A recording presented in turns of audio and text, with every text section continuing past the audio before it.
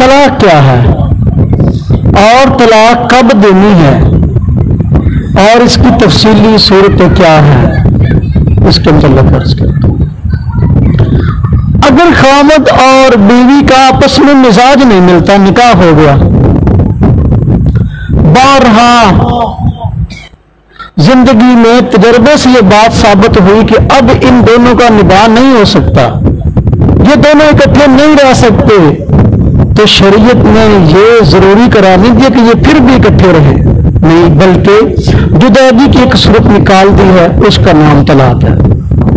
لیکن طلاق کا معاملہ بڑا بات کا ہوتا ہے جب حالات بگڑتے ہیں، حالات بگڑنے کے بعد ان کو سلجھانے کی کئی صورتیں ہیں۔ طلاق کا نمبر بڑی بات کا ہے۔ ہمارے یہاں جذبات میں آ کر خامد بہت جلدی طلاق پر آ جاتا ہے، حالانکہ اللہ رب العزت نے اس سے پہلے اس کے لیے کئی صورتیں رکھی ہیں معاملات کو سلجھانے کی اور معاملات کو معمول پہ لانے کی، لیکن ان تمام صورتوں سے چونکہ عام طور پہ آدمی واقف نہیں ہوتا، ان کا علم نہیں ہوتا، یہ سنا ہوا کہ بس بیوی کی بات اگر مزاج کے خلاف تو فوراً طلاق کا لفظ منہ سے نکالو اور اس سے ہمیشہ کے لیے جان چھڑاؤ، بعد میں پھر پریشان ہو۔ شریعت میں، جو کہ شریعت اسلام ہمارے لیے مکمل ضابطۂ حیات ہے، اس نے ہمیں ایک مکمل ڈسپلن دیا ہے کہ گھر میں اگر بگاڑ آ گیا، ایک آدمی غلطی کر رہا ہے، غلطی کی وجہ سے گھر کا سکون تباہ ہے، اس کو بے سکونی سے سکون کی طرف کیسے لانا ہے، اعتدال پہ کیسے لانا، شریعت نے بڑا بہترین طریقہ بتایا۔ خامد اور بیوی میں اختلاف ہو گیا، شریعت کہتی ہے دیکھو اگر تو خامد کی غلطی ہے تو اپنی اصلاح کرے، اگر اپنی غلطی نہیں ہے، بیوی کی غلطی ہے، تو اس کو سمجھائے، علیحدگی میں سمجھائے، اس کو ہدیہ تحفہ دے کر سمجھائے کہ میں تیرا خیر خواہ ہوں، اور یہ زندگی کی گاڑی ہم دونوں کے ساتھ سکون کے ساتھ تب چلے گی جب ہم ایک دوسرے کے ساتھ مل جل کر چلے، کسی کے جذبات کو سمجھیں، بیوی کو سمجھائے، واضح نصیحت کرے، جس طریقے سے وہ راضی ہوتی ہے اس کو راضی کرنے کی کوشش کرے۔ لیکن اگر بارہا سمجھانے کے باوجود بیوی نہیں سمجھتی اور غلطی بھی بیوی کی ہے، بار بار غلطی کرتی جس کی وجہ سے گھر کا نظام تباہ ہو رہا ہے، تو پھر شریعت نے اگلا مرحلہ دیا ہے کہ بھائی بیوی سے کچھ دیر کے لیے بستر الگ کر لیں، اس کے ساتھ نہ سوئیں، الگ سوئیں۔ اب اگر عقل مند ہوگی اس بات کو سمجھے گی میرا خاوند مجھ سے ناراض ہے، اس وجہ سے دیکھو اب میرے کمرے میں آنا بھی پسند نہیں کرتا، میں اپنی غلطی کی اصلاح کر لوں تاکہ جو ہے حالات معمول پہ آ جائیں۔ اگر وہ اصلاح چاہتی ہوگی تو اس کی اصلاح ہو جائے گی اور وہ معافی تلافی پہ آ جائے۔ اگر وہ بیوی معافی تلافی میں نہیں آتی اور اپنی غلطی پہ اڑی ہوئی ہے بلکہ آگے بڑھ رہی ہے، شریعت نے اس کے لیے اگلا مرحلہ دیا ہے، تیسرا سٹیپ، کہ اس کو ایک دو لگا دی جائے۔ بسا اوقات طبیعت اور مزاج ہوتا ہے نا، بعض طبیعتیں ایسی ہوتی ہیں جو کہ باتوں سے نہیں مانتی، بسا اوقات لاتوں سے مانتی ہیں، لہذا بقدر ضرورت بیوی کی پٹائی کرنے میں حرج نہیں ہے، لیکن یہ بات یاد رکھنا، حضور نبی پاک صلی اللہ علیہ وسلم شاہ فرمایا شریف لوگ اس سزا کو پسند نہیں کرتے۔ مارنے والی عورت بیچاری طبعاً کمزور ہے، عام طور پر خامد پہ ہاتھ نہیں اٹھاتی، لیکن خامد کو بھی چاہیے عام طور پر ہاتھ نہ اٹھائے، لیکن اگر وہ سمجھتا ہے ہمارا تن دیانتن کہ اس کے دو لگے گی تو ٹھیک ہو جائے گی، تو پھر دو لگانے میں حرج بھی نہیں ہے، اس پہ گنہگار بھی نہیں ہے۔ لیکن اگر پھر بھی اس کی اصلاح نہیں ہو رہی، کتنے مرحلے ہوئے؟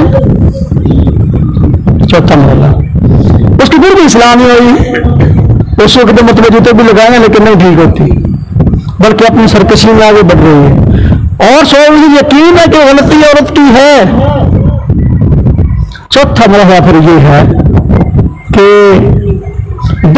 दोनों खानदानों के समझदार आदमी जो है ना बुलाए जाए और उनके सामने सारी बात रखी जाए, भाई मामला क्या है।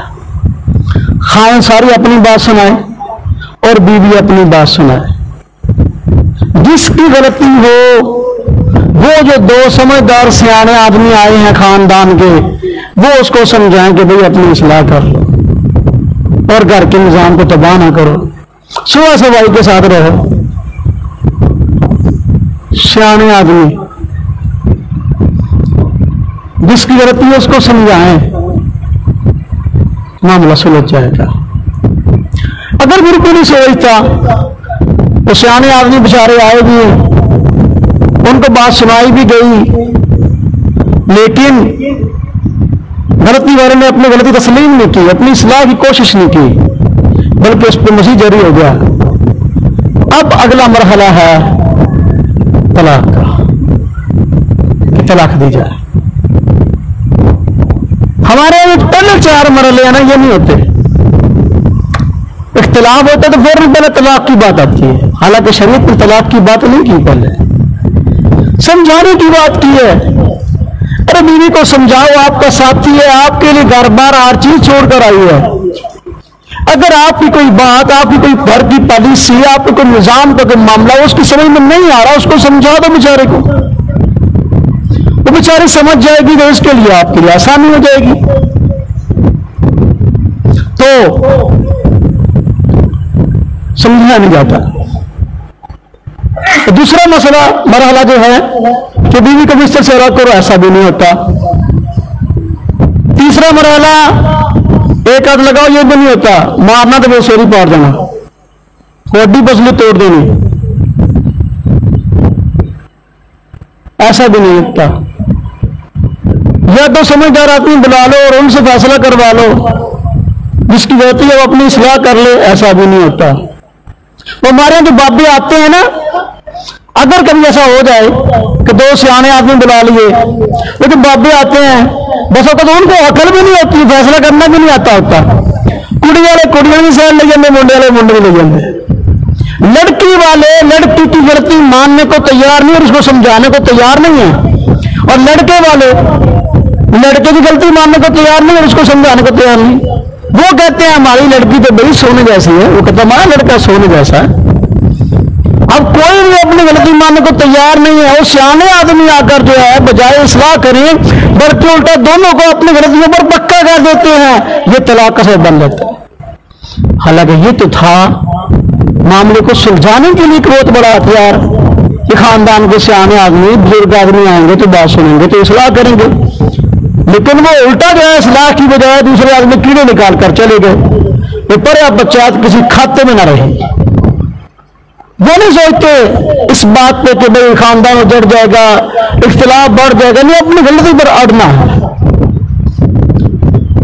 तो ये सारे काम नहीं होते, बल्कि मियां बीवी में इख्तिलाफ होता है तो फौरन बात तलाक पे होती है।